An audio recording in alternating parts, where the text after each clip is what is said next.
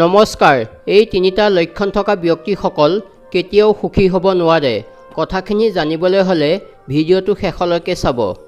১ নম্বৰতে, যিজন ব্যক্তিয়ে মাক দেউতাকক বেয়া ব্যৱহাৰ কৰে, যি মাক দেউতাকে অতি কষ্টৰে সন্তানক ডাঙৰ কৰে, যি মাক দেউতাকে নিজৰ সুখ শান্তি ত্যাগ কৰি সন্তানক লাগে বুলি কোৱা বস্তুটো মুখৰ আগত দিয়ে, আৰ্জিত কষ্টৰ সকলো ধন ল'ৰা ছোৱালী পঢ়া শুনাত অলপো চিন্তা নকৰাকৈ খৰচ কৰি দিয়ে, সেই ল'ৰা ছোৱালীয়ে মাক দেউতাকৰ বাবে অলপ খৰচ কৰিবলৈ পালে, কষ্ট কৰিবলৈ পালে হেকান পাৰে, বহুতে অপশব্দৰ ব্যৱহাৰ কৰি গালিও পাৰে।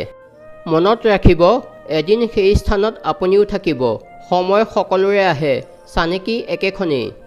২ নম্বৰতে, যিসকলে ঘৰৰ মহিলাসকলক অপশব্দ ব্যৱহাৰ কৰি গালি পাৰে, ভুল কৰিলে অলপ টানকৈ কোৱাটো স্বাভাৱিক কথা, কিন্তু বহুত এনেকুৱা লোক আছে যি ঘৰৰ মহিলাসকলক মানুহ বুলি নাভাবে, মহিলাৰ ঘৰৰ কামবোৰক কাম বুলি নাভাবে। তেওঁলোকৰ কষ্ট ত্যাগখিনিক তিৰস্কাৰ কৰে। তেওঁলোকৰো যে এখন অন্তৰ আছে, আঘাত লাগে, নুবুজে। মাত্ৰ ঘৰৰ কাম আৰু ল'ৰা ছোৱালী পৰিয়ালৰ যত্ন লোৱা এটা মেচিনৰ দৰে ব্যৱহাৰ কৰে।